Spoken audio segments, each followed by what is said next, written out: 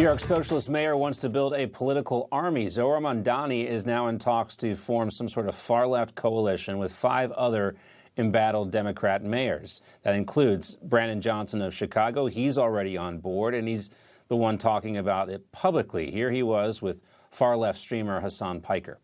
We had a text exchange a couple of weeks ago. Right now, we are in the process of we're forming sort of a mayor's coalition, much like district and state's attorneys have formed to fight back against federal overreach.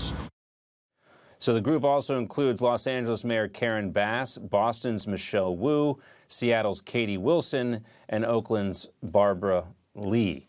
Sounds like a band of losers there. Meanwhile, yesterday was the International Day to Combat Islamophobia.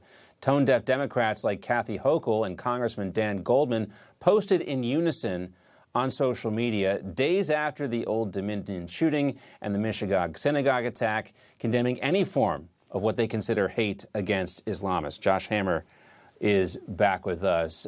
Josh, the timing on this, I mean, I guess it's a UN thing, so it was pre-scheduled, but I mean, to Dan Goldman and the Kathy Hochuls of the world, any criticism of like what we were talking about before, saying it's not, avenging an innocent child's death when your brother was actually in Hezbollah and was taken out by an Israeli airstrike, like they completely gloss over all that when they are, this into the International Day to Combat Islamophobia.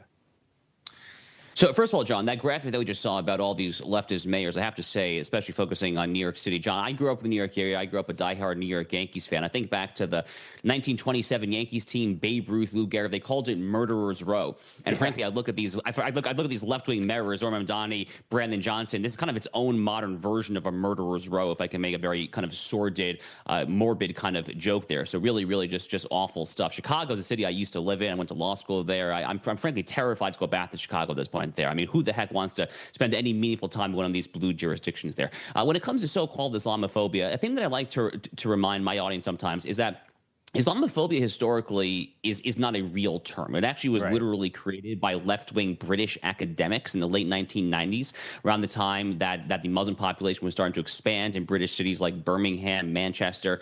It subsequently was exported into the American political discourse there. This is really nothing other than a scare tactic. It is really nothing other than a means to try to disincentivize and thereby to try to punish people like me or people like others from calling out Islamism as the demonstrable threat to the American way of life that it is. And that it's a threat on so many levels. It's a threat to personal security, as we see with all these terrible incidents there. It's also a threat on a much higher level. So in Texas, they had a recent ballot initiative to vote to ban Sharia law. It passed by like a 95-5 margin. That's an amazing result there.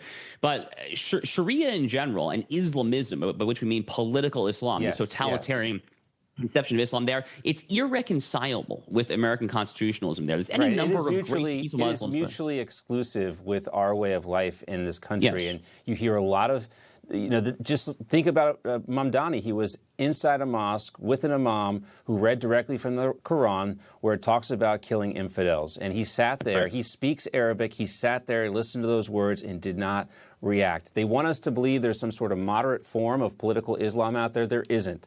There is Islamism, and it's dangerous. And that is the conversation that we need to be having. Real quick, Josh, 30 seconds before we got to wrap it up. Yeah, just real quick. I mean, they're not going to cower people like me. I call this out virtually every day on my show, my platform there. I think Americans are waking up to this threat. John, I grew up in New York City. I remember 9/11 like we were yesterday. The notion that there could be this guy as mayor 25 years later, boy, what a gut punch it is there. Hopefully many New Yorkers are starting slowly, very slowly perhaps, to wake up to this. Yeah, a lot of criticism for the Kathy Hochuls and Dan Goldmans of the world and their tone-deaf response to what's been taking place here recently. Josh, great to have you with us as always. We'll see you on the Josh Hammer Show. And next time you come back, looking forward to that. Information. Truth. Is freedom. Is Newsmax. It's real news for real people.